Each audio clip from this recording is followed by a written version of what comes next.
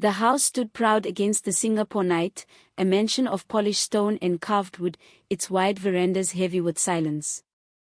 Mr. Lee called it one of the family homes, a place his father had once lived in as a boy before the world had changed around them.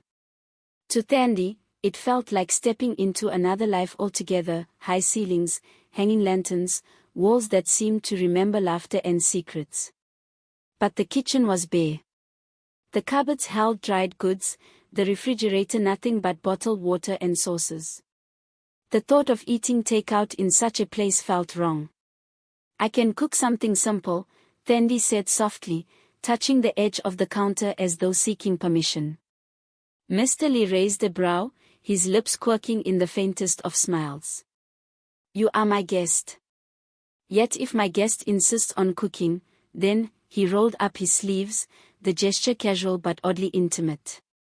"I must cook too." The words struck her as playful, almost unguarded, and she found herself smiling back before she could stop it.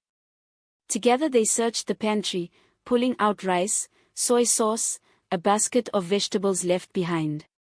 Thandi's hands moved with practiced rhythm, chopping, stirring, seasoning.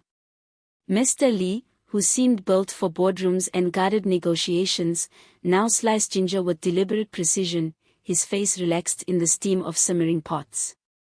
For a moment, he forgot the weight of betrayal, the shadow of loss. For a moment, he simply was a man beside a woman in a warm kitchen. Thandi laughed softly when he misjudged the salt, shaking her head. "Careful, you'll ruin my reputation as a cook." He looked at her then, really looked. The curve of her mouth, the focus in her eyes as she stirred the pan, the easy grace of someone who did not yet understand the storm she was walking into. His gaze lingered too long, betraying thoughts he wasn't ready to name.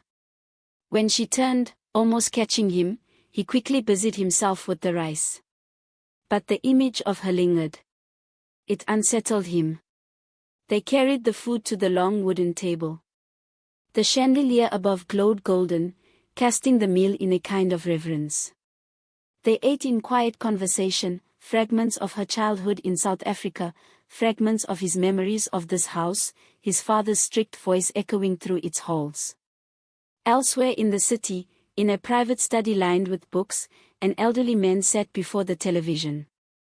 His frame was thick with age, his hair silver and neatly combed back.